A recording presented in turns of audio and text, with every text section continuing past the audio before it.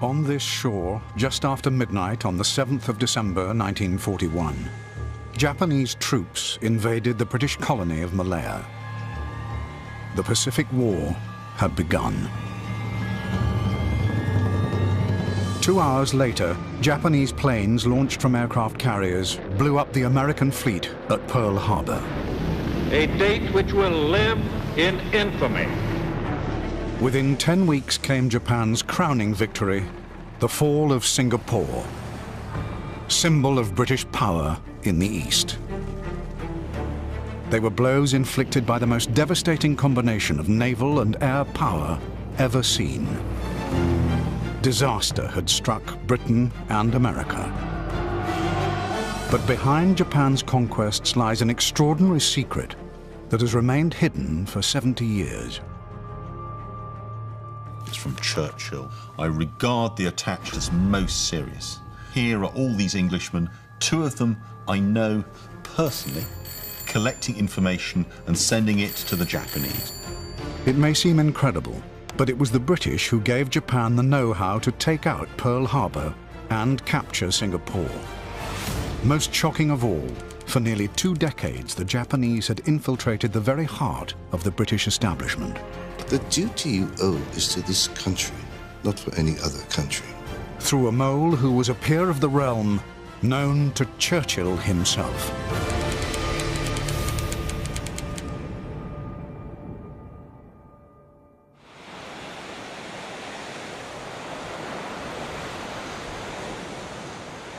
In 1918, it felt as though the sun would never set on the British Empire.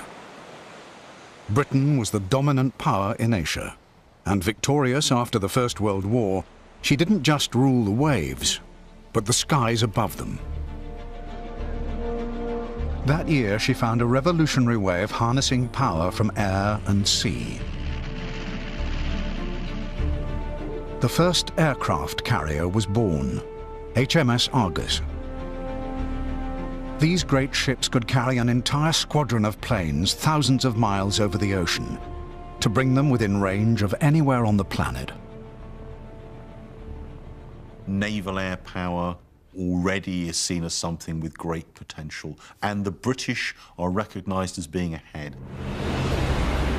One nation had particularly noticed the advantage the carriers were giving the British. Though it's largely forgotten today, Japan had been an ally of Britain throughout the First World War.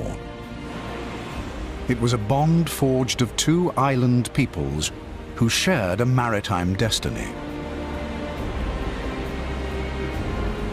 When HMS Argus's sister ship, the Eagle, was launched in 1918, the Japanese approached the Royal Navy to inspect its state-of-the-art carrier.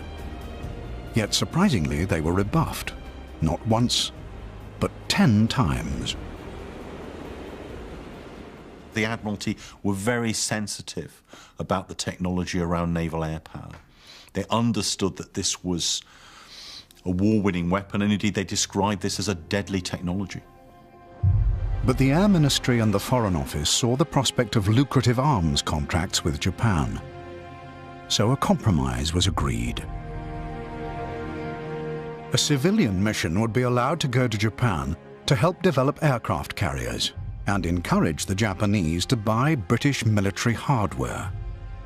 Many thought that even with the new technology, Japan could never be a threat. There was some now seemingly ridiculous stories that the Japanese would never make good pilots because they weren't good cavalrymen. So you could sell them the aircraft and they never actually pose a threat to anyone. It was believed the Japanese would want only gentlemen on the mission. Whitehall believed they'd found the perfect man to lead it. William Forbes Sempill. He was the son of a Scottish peer and carried the title Master of Sempill. His father has been an aide to George V. Sempill himself goes to Eton. He's one of the founder members of the Royal Flying Corps. He transfers to the Royal Naval Air Service in 1916. By 1917, aged 24, he's a wing commander. and probably one of the most experienced British officers in terms of naval air power. In 1920, the Semple mission left for Japan. And the Japanese get a hand-picked team of people, the best people who develop this technology. They're being shown what sort of aircraft they need, what sort of weapons they're being trained in, both level flight bombing and also the use of torpedoes. This is a large-scale operation. But these planes had limited range. To take on an enemy on the other side of the Pacific Ocean, the Japanese needed aircraft carriers. This was way beyond their know-how. The crucial technology is the deck, and the Japanese won't even attempt to construct the deck on the carrier without British assistance. Work began on the first Japanese carrier, the Hosho. Within 2 years, Semple and his military missionaries had given Japan's Naval Air Service a potentially worldwide reach. Semple returned home. The mission and its base were put under the vice command of Yamamoto Isoroku, the future mastermind of the attack on America's naval fortress, Pearl Harbor. The United States viewed Japan's growing naval strength in the Pacific with increasing alarm. At the Washington Conference of 1922, the United States insisted on curbs to new Japanese warship building. And crucially, the Anglo-Japanese alliance was terminated. The price of the Washington Conference, Britain's to abandon her cherished ally. Japan is cut adrift. What this means is the end, really, of any discussions over naval technology or tactics. All of that is going to come to an end. This should have meant the severing of close military contact between Britain and Japan. But for another distinguished British naval flyer, it was only the beginning. By 1923, the aircraft carrier Hosho was in ocean-going service. Now the Japanese needed training on how to operate its planes at sea. They were in luck. Britain's finest carrier pilot came calling. Frederick Joseph Rutland, the son of a labourer, had risen through the ranks to become squadron leader of the Eagle. In a statement to British intelligence 2 decades later, Rutland would explain his initial motive. I felt that there were not going to be any more wars anyway. I therefore decided to leave the service. I have a strong instinct of adventure, and I decided to go to Japan. Rutland, rather like Semple, was a pioneering Royal Flying Corps pilot. He joins in 1914. He's an ace. I mean, Rutland is famous for having spotted the German fleet during the First World War, hence his nickname, Rutland of Jutland. And indeed, he's given one of the highest awards for this, the Albert Medal. At first, the Japanese put Rutland to work designing aircraft chassis for the Japanese Air Force. In Japan, my cover was the Mitsubishi Company, in whose Tokyo building I had an office. The Mitsubishi Company was, in fact, the Japanese government. Mitsubishi would later manufacture the Zero Fighter, a plane that would cost the lives of thousands of Allied servicemen. Rutland's paymasters then revealed they had a much more important job for him. They would increase his salary if he agreed to show their pilots how to fly off and on to the decks of carriers. They were so pleased with the results, they gave him a year's leave on full pay. The Semple mission and the information provided by Rutland, certainly in the early to mid-1920s, that is the foundation for the establishment of the Japanese Air Arm. During their respective periods in Japan, Rutland and Sempill had formed a bond with their hosts they did not want to break. Sempill and indeed Rutland develop an affinity with the Japanese. Sempill's been in Japan for a long time. He's made those personal connections. And it's not just friendship.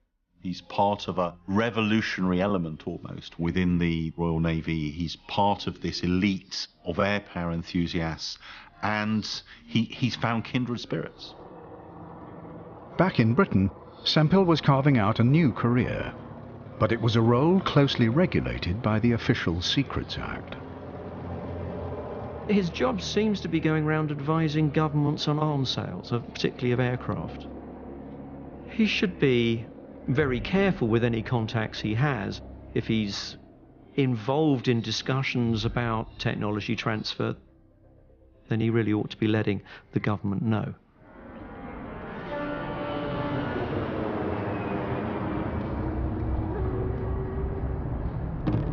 But here, at the National Archives in London, recently declassified documents reveal that instead, Sempill was embarking on a far more dangerous path.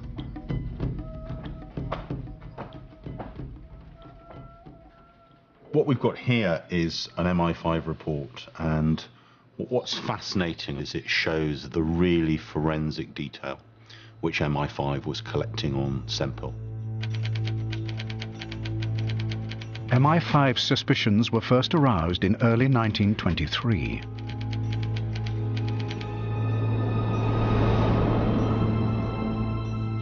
Several small incidents have recently shown that the Japanese may be adopting other than orthodox methods for finding information about the Royal Air Force. Notably, your recent report that Colonel Sempill's servant is a Japanese naval rating.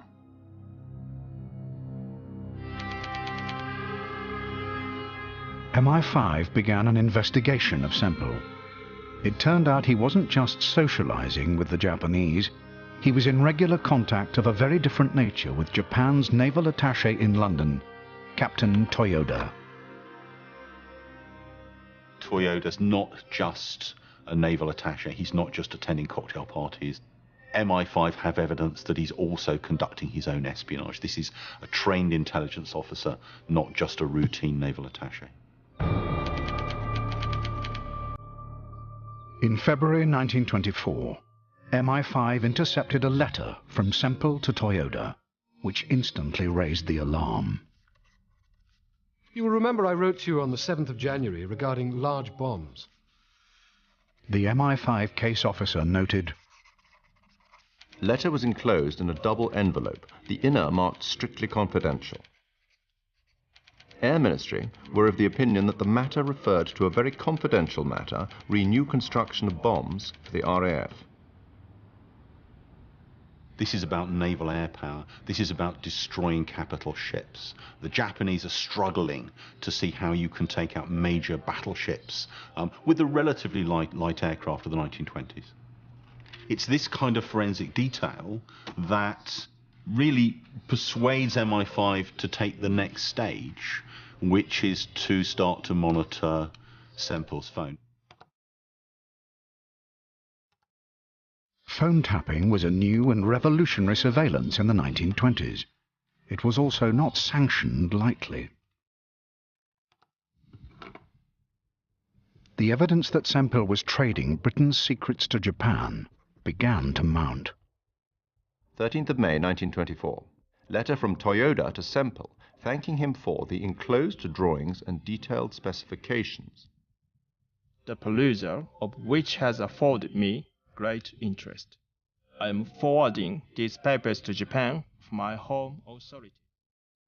Sempill told Toyoda, "It would be useless for you to attempt to obtain such information officially." Sempill was passing on a whole range of secret information. Inquiry showed that experiments with regard to sound detectors for anti-aircraft work would then... Toyoda writes to Sempill saying he would be grateful for any new information regarding parachutes, the new Handley Page, and other machines.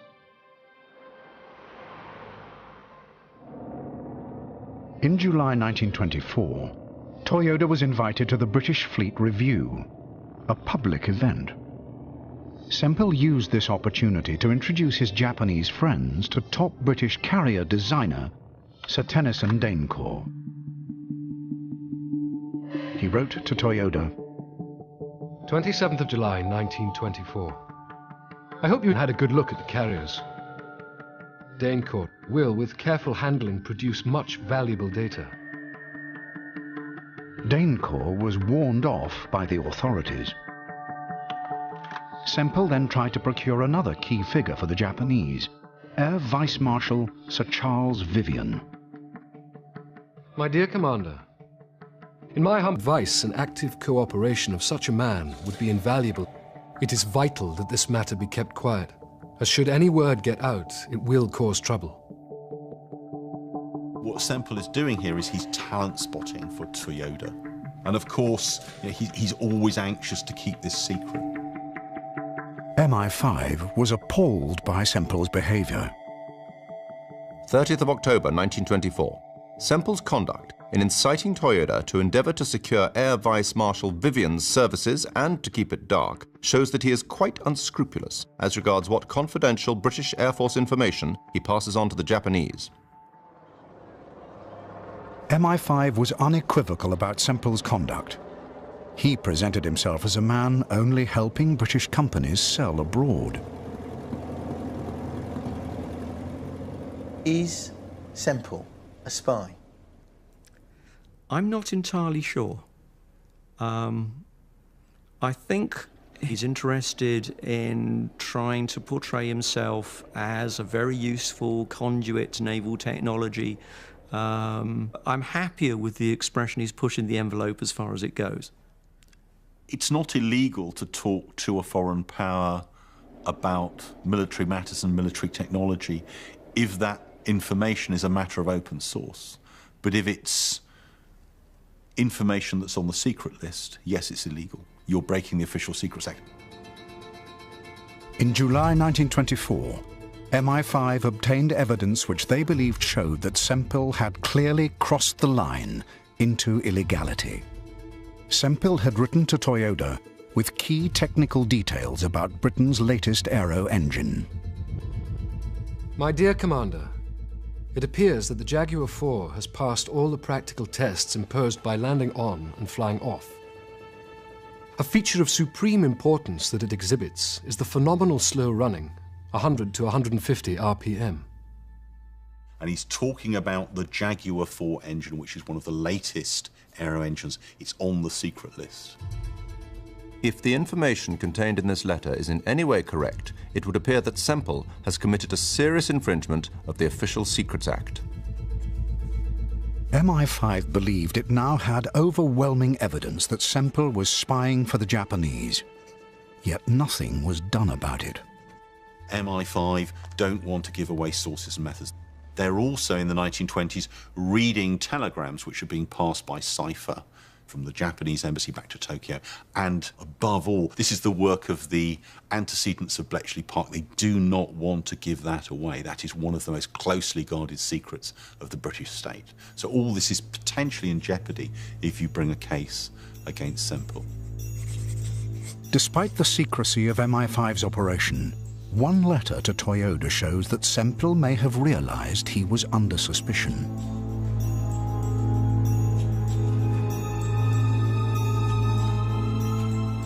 "10th of December, 1924. My dear Commander, I meant to tell you today, please be very careful how you use any information you get, and don't couple the name of any individual with it. I will tell you more when we meet again, but I know just exactly how the wind blows, and the need for being super cautious." In late October 1925, Semple travelled to Brough in Yorkshire to visit the Blackburn aircraft factory. This trip would later be of great significance. His ostensible reason was to see a single-engine plane, but his real motive was to spy on a new state-of-the-art flying boat, the Iris, Blackburn was building exclusively and secretly for the Air Ministry. MI5 noted, 30th of October 1925. Following on Semple's visit to Brough, the Blackburn Aeroplane Company forwarded to Semple a letter containing a detailed account of the performance of fleet aircraft, including the secret flying boat the Iris, in practically the same form as that requested by Toyota. 6th of January 1926. It is quite clear that not only is Semple furnishing the Japanese with aviation intelligence, but that he is being paid for doing so. So this is the smoking gun provided by British codebreakers. Essentially, this document is saying that Semple is not just providing information to friends, but he's being paid for the gathering of what they call aviation intelligence, so it's paid espionage. Then, in early 1926, the authorities were finally given the chance to challenge Semple without giving MI5's game away.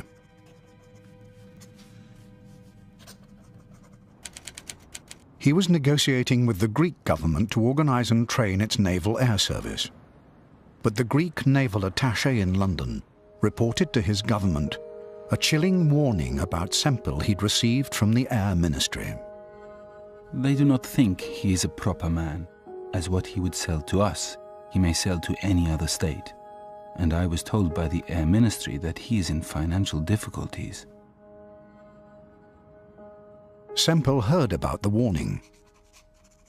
On the 26th of April, he wrote to the head of the Air Ministry demanding a meeting about the cloud of suspicion which he claimed hung over him and was damaging his business prospects. MI5 now at last saw a way of confronting Semple without admitting they'd been intercepting his letters and tapping his phone.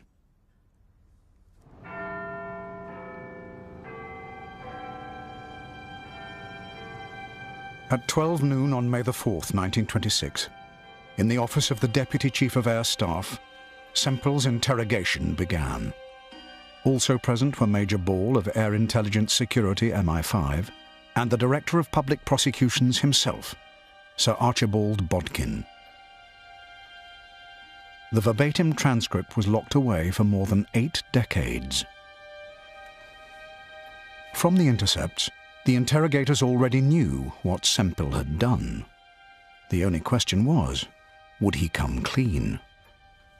In order that we may clear up this matter, you will tell us what foreign governments you've had activities with. I've had connections of a kind with most foreign governments. As you know, I went out to take charge of the Japanese air service.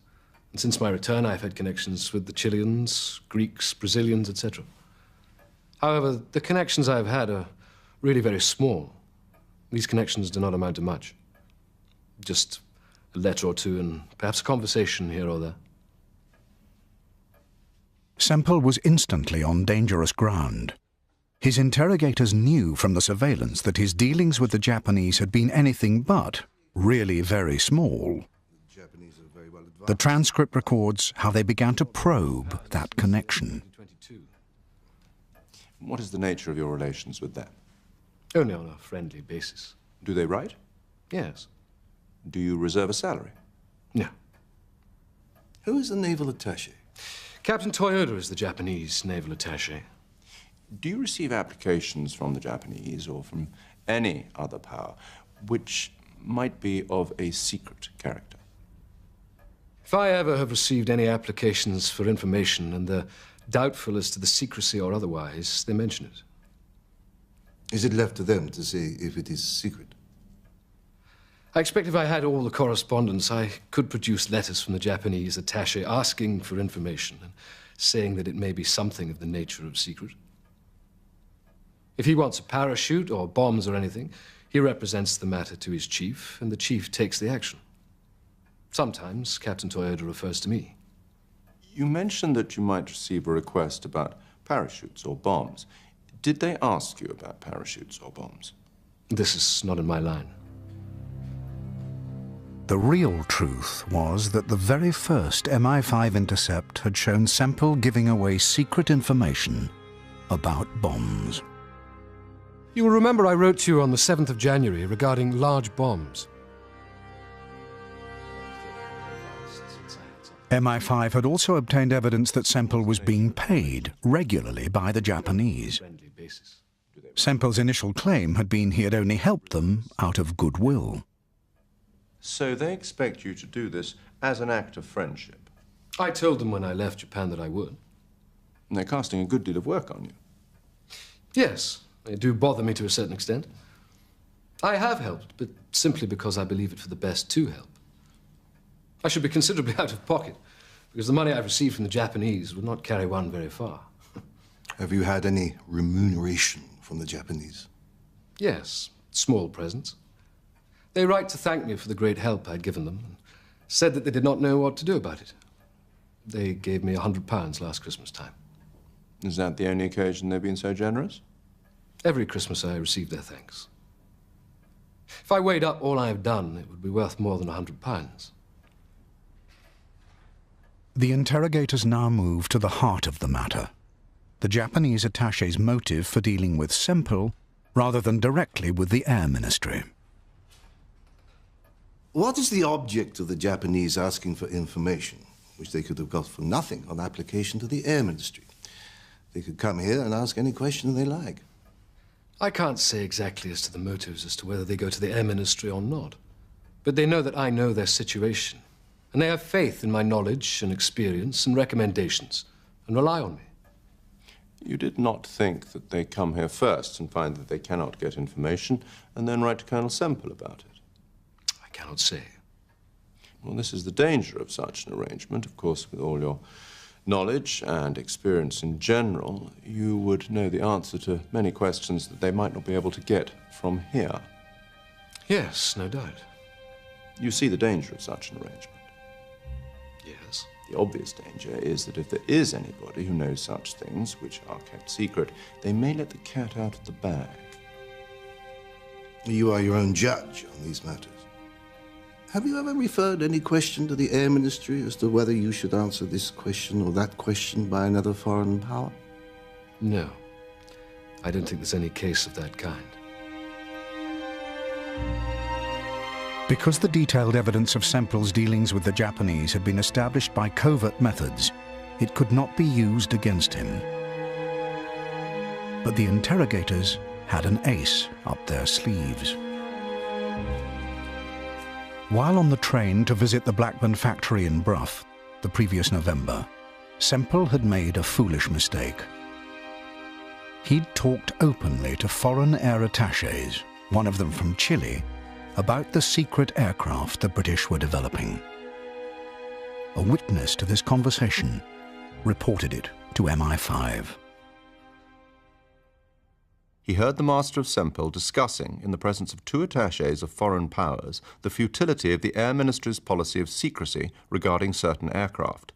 Incidentally, he referred to the Iris as one of the aircraft on the secret list in question. Semple's loose talk provided the one piece of damning evidence obtained openly that could be used against him. You might take it from me that it is perfectly plain that on your way up to Brough, the Iris was mentioned to the Chilean representative. As far as I can recollect, I said that a large flying boat was being constructed by Blackburn. That was the sort of show day to see a single-engine seaplane. Yes. Why did you want to see the Iris? You had previously acknowledged it was on the secret list. Naturally, being interested particularly in the marine side of aviation, and knowing the officer extremely well who was designing this machine, who was at one time under me, I was anxious to see it. Well, why not ask the Air Ministry if they had any objection to you getting these particulars? Wouldn't it have been the wisest and most patriotic thing to do? I admit, in that case, it would have been the thing to have done. With this admission, Semple had effectively confessed to a breach of the Official Secrets Act. Do I understand that neither the Japanese nor any other power ever asked you other than general questions? Did they ask about the Iris? No. But the Japanese had requested information about the Iris. He was lying. There is such a thing as a law in this country. Have you read the Act of 1920? No. You should take my advice and see a solicitor. Acquaint yourself with the spirit of the Act. You're a sort of law unto yourself. The public law of the country is entirely disregarded. The fault was, in a sense, double. Firstly, you had no right to obtain that information. And secondly, You induced somebody at those works to give you that information. I do not dispute that. The duty you owe is to this country, not for any other country. The Director of Public Prosecutions concluded with a prophetic warning. We have got, I believe, a paramount position in regard to air matters.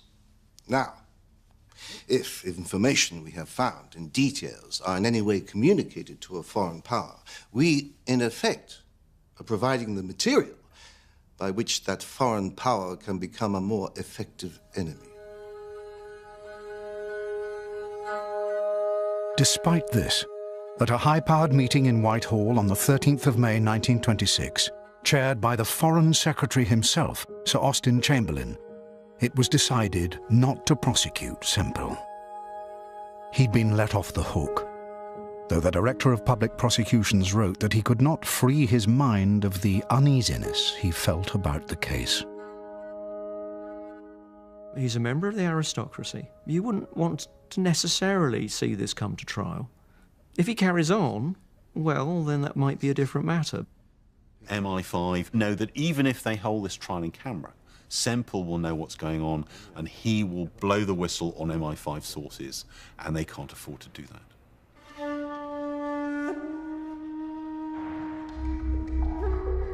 Re-examination of the files has uncovered another worrying dimension to Sempill's activities, which went far beyond the shores of Great Britain. This is a letter from Sempill to Commander Toyoda. He says, "My dear Commander, I hear that one Hunter, who was with me in Japan as a WO2, that's a Warrant Officer 2, is now in the American Air Service at Honolulu." He does not know much and is a rather weak character, but they may try and use him. Do what you like, but I suggest you keep an eye on him. Yours sincerely, W.S. Sempill. This is extraordinary because this is essentially Sempill assisting the Japanese with counter-espionage. And they're telling the Japanese that their people in Honolulu need to keep an eye on him. Honolulu is, of course, Hawaii. It's Pearl Harbor. So we can see where all this is pointing. By 1930, the help of men like Sempill and Rutland meant that Pearl Harbor was now a viable Japanese target.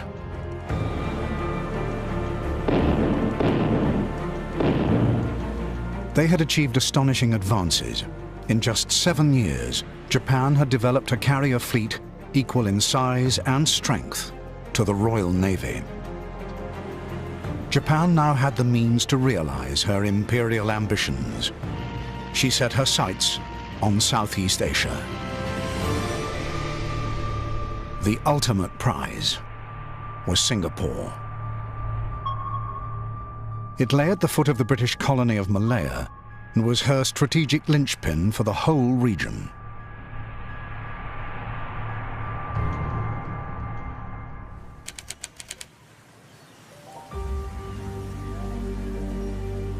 Back in 1920, under the Anglo-Japanese alliance, a grateful Britain had granted Japan naval concessions in Penang, at the northern end of the peninsula. Japanese warships could dock at the port and easily observe British defences. Japanese businessmen began buying up prime sites from Penang all the way to Singapore. They overlooked the area where the British ships would be grouping, where there might be a future development of the harbour. There was almost a pattern of purchase going on. Japan's interest was not just commercial. She needed people on the ground to gather intelligence for a future invasion.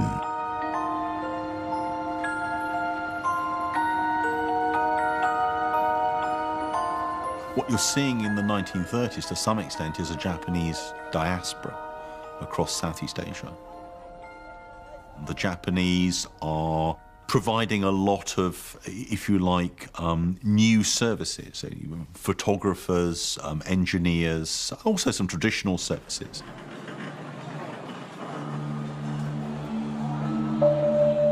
Under the front of these businesses, Japanese intelligence began inserting sleeper agents from Penang to Singapore. The identity of one would be revealed after Japan's victories 10 years later. He was identified as the barber in Singapore, cutting the British and Australian hair. What happened? He turned out he was a colonel in the Japanese army. You know, when you go into barbers, they start talking and that, they get all sorts of information.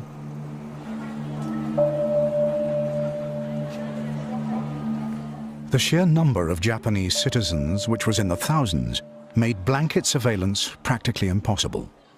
To make matters even worse, the British found it difficult to distinguish between Chinese and Japanese residents.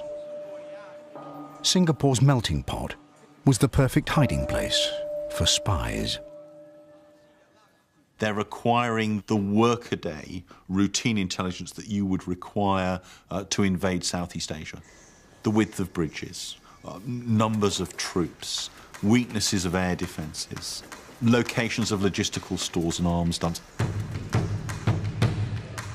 Like MI5 in London, British intelligence in the Far East was expert in the use of intercepts.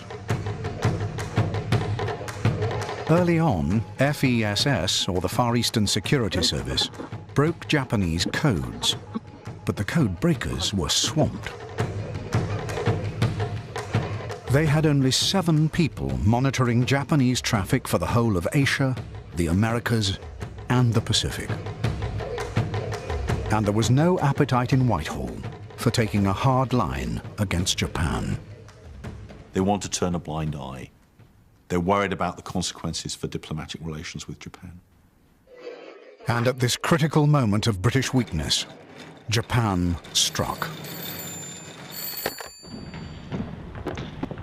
In 1931, Japanese troops invaded Chinese Manchuria. Japan's march to war had begun. In response, the British began construction works here to turn Singapore into the biggest and most fortified naval base in the world. The cost was then an astonishing £50 million, £2.5 billion today.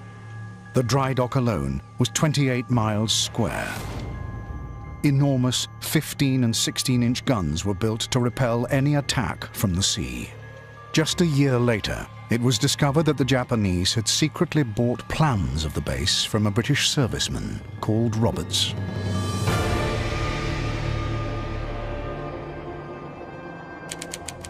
In 1936, MI5 stepped up their game in the East and sent out a new station officer to Singapore. He worked closely with Army intelligence on the ground. British strategists assumed that any attack on Singapore could come only from the sea.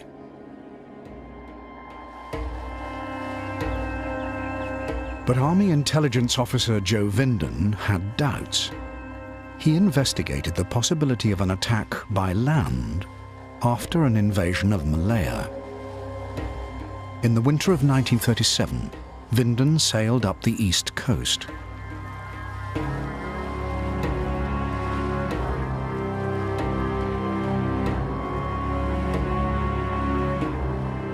We landed on several beaches from a dinghy and came close inshore all along the coast. The beaches presented no difficulty to any landing party. The defence scheme, as laid down, considered that any attack during the period of the northeast monsoon from November to February was impossible due to rough seas. What Vinden saw convinced him that an attack would come by land, via Malaya. I learnt that during this period, several thousand Chinese landed on the east coast every year. Vinden even predicted the place the Japanese would come ashore, Kota Baru. This would render Singapore's new fortifications redundant. Vinden recommended the cancellation of additional guns priced then at £15 million. That's £747 million today, and that the money should be spent on new planes instead. His advice was ignored. and the new MI5 station officer retired.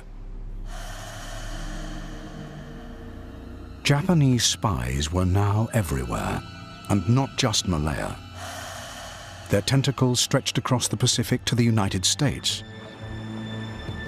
They even had agents in Pearl Harbor. The base wasn't just crucial to the United States.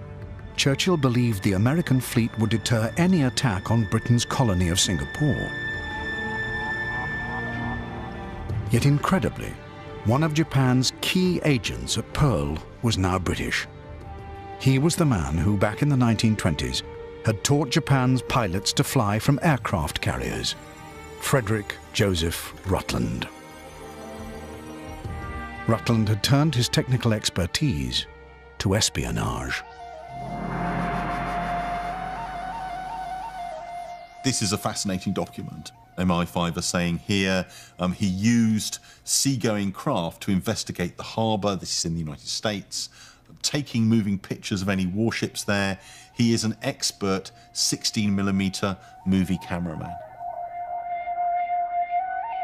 Later, in a confession to intelligence officers, Rutland would state, "As to my duties, I was to report in peacetime whether people were in favour of war, when war appeared to be imminent, whether the Americans were really going to war, the dispositions of their fleet.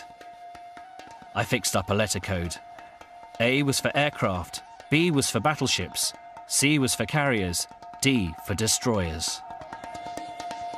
Rutland's activities aroused suspicion, and the FBI was soon on his case. His every move was being followed as they waited for the right moment to pounce.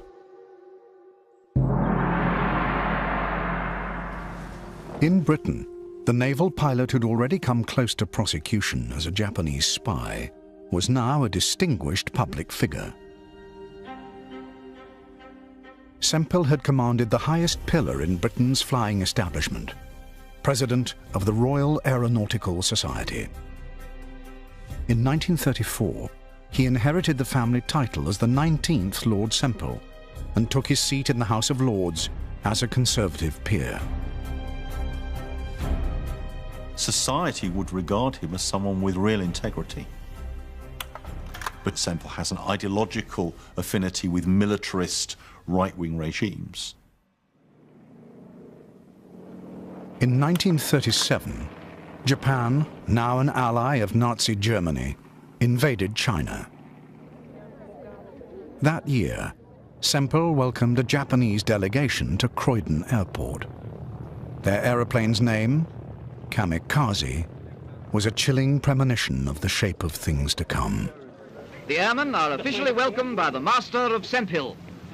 British aviation is very proud indeed of the splendid flight that has just been accomplished by our two Japanese friends.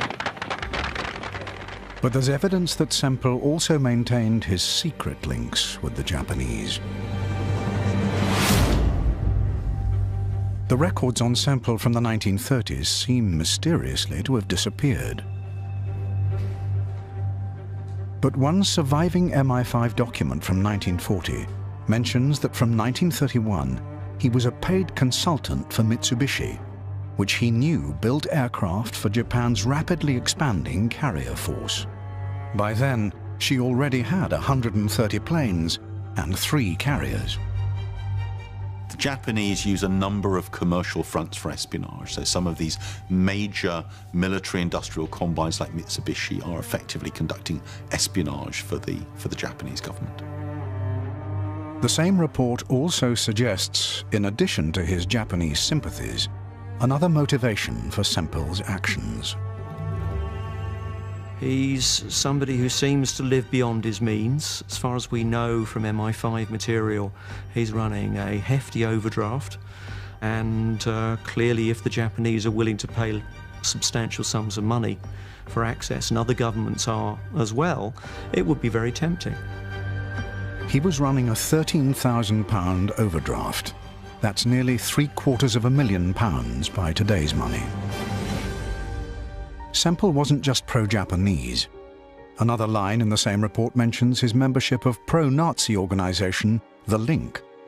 He was also on the council of the Right Club, whose objective was to expose organized Jewry and clear the Conservative Party of Jewish influence.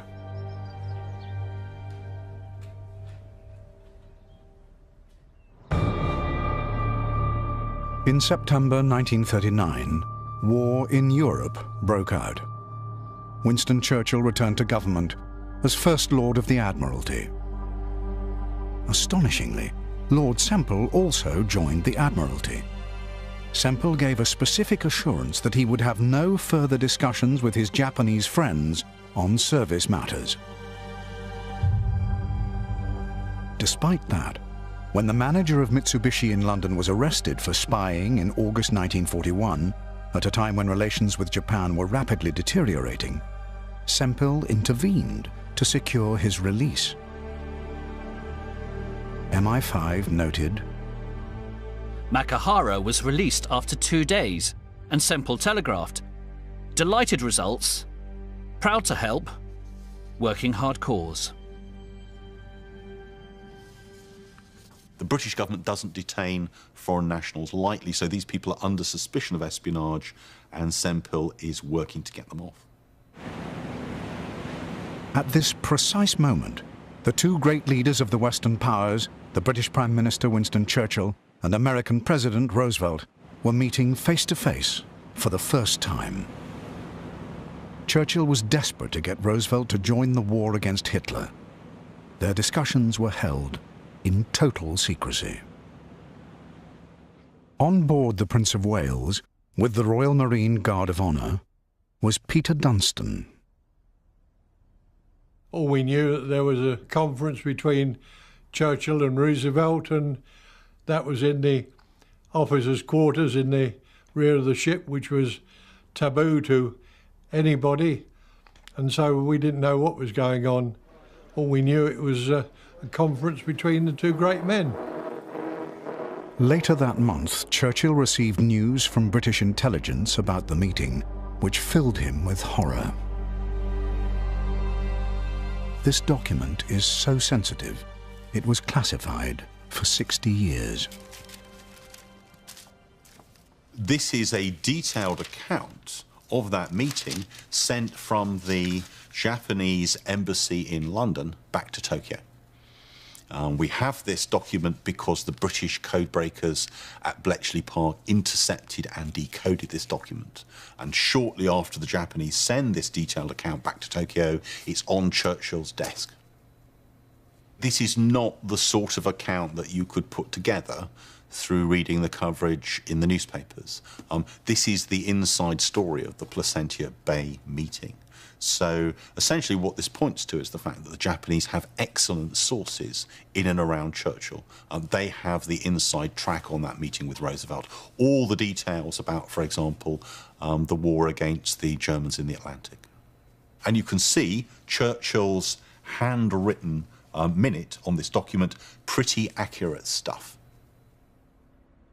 The fact that the Japanese knew all this about that meeting means someone British was feeding them with the information. How does that make you feel?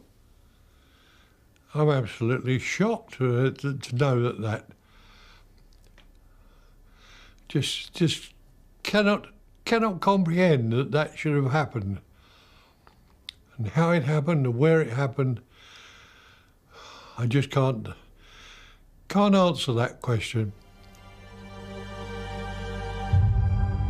To this day, no one knows who passed these secrets on, but the pool of candidates is very small.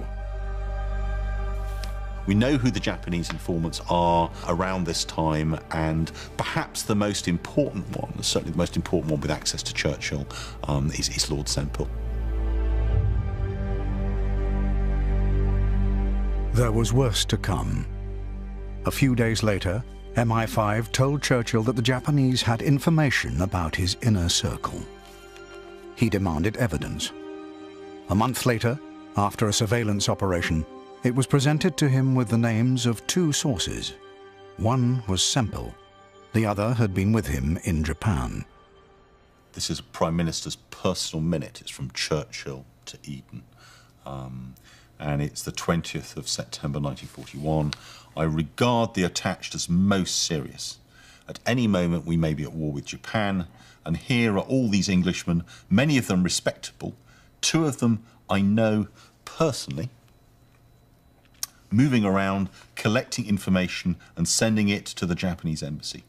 I cannot believe the master of Sempill and Commander McGrath have any idea what their position would be on the morrow of a Japanese declaration of war. Immediate internment would be the least of their troubles. It is impossible for Lord Sempill to continue to be employed at the Admiralty. Sempill was told he had to leave his job, but when Churchill heard the news, he backtracked. First Lord, I had not contemplated Lord Sempill being required to resign his commission, but only to be employed elsewhere than at the Admiralty. The matter should be treated as one of employment and not one of status. You wonder if it's something to do with his aristocratic background. The problem, of course, is to recall in this, he's actually a member of the House of Lords. And he does have friends, presumably, still within the Conservative Party, who could create difficulties if he was interned. What Churchill's realising is that here is someone that MI5 has been watching since 1925, and Churchill's actually been giving this person classified information. And in some ways, it's bad for Sempill, but it also looks very bad for the British government. Once again, Sempill had been let off the hook, this time by Churchill himself. On the 7th of December 1941, a Japanese fleet was sailing across the western Pacific Ocean. Its air arm now surpassed both Britain and America's, thanks largely to the Sempill mission and his illegal supply of technical information afterwards, exposed by MI5 intercepts. Armed with this know-how, the Japanese embarked on a secret naval operation that would change the course of history. Many of their planes were Mitsubishi Zeros. They could outperform any Allied aircraft. The first Mitsubishi to land on a Japanese carrier had been flown by a British pilot 17 years before. The Japanese had perfected the technique with the help of British air ace Frederick Joseph Rutland. The use of torpedoes, which hung from their chassis, had also been taught by the Sempill mission. The commander of the fleet, Yamamoto Isoroku, had become vice chief of the naval air base which Sempill had overseen 19 years earlier.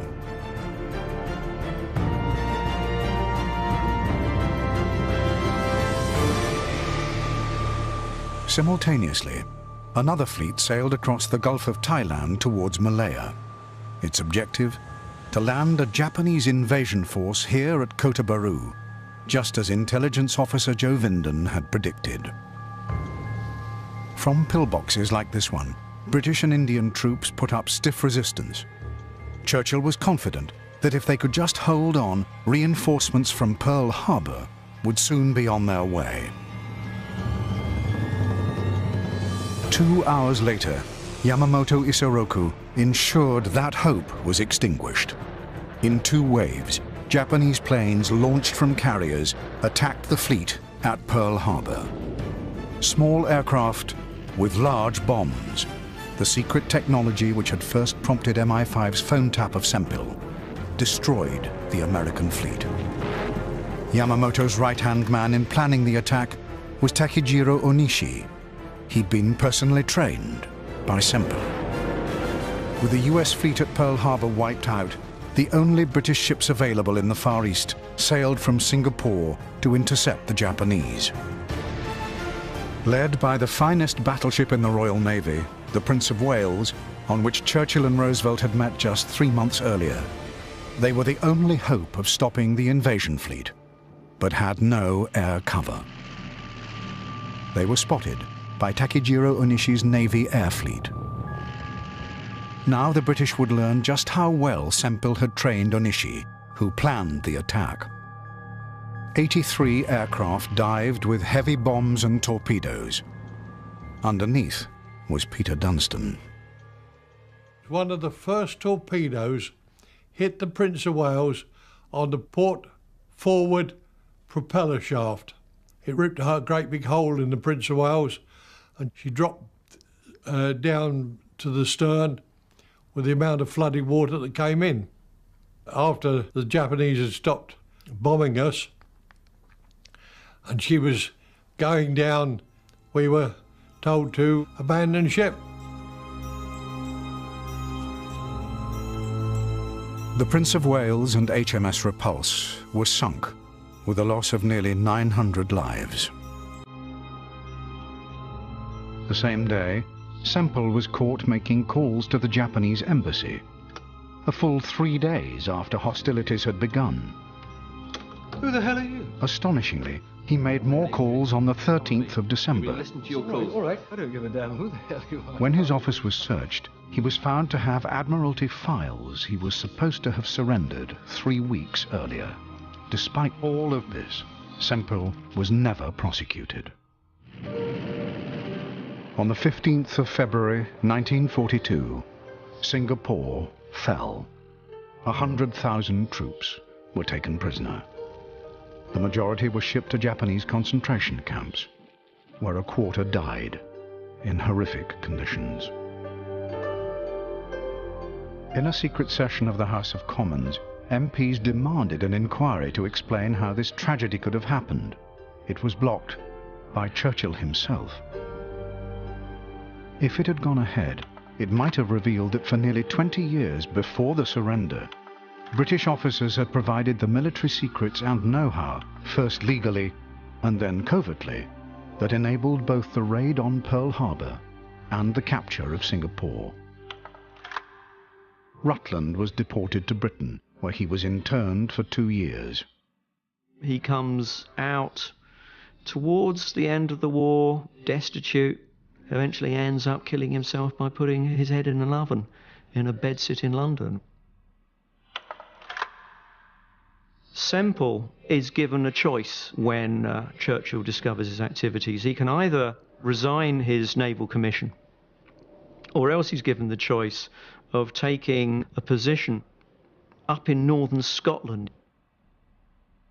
Rutland isn't part of the British elite, and Semple is. Lord Semple died in 1965. He went to his grave treasuring a very special possession: the Order of the Rising Sun, given to him for what the Japanese Prime Minister called the splendid results, almost epoch-making, that have been brought about in the Imperial Japanese Navy.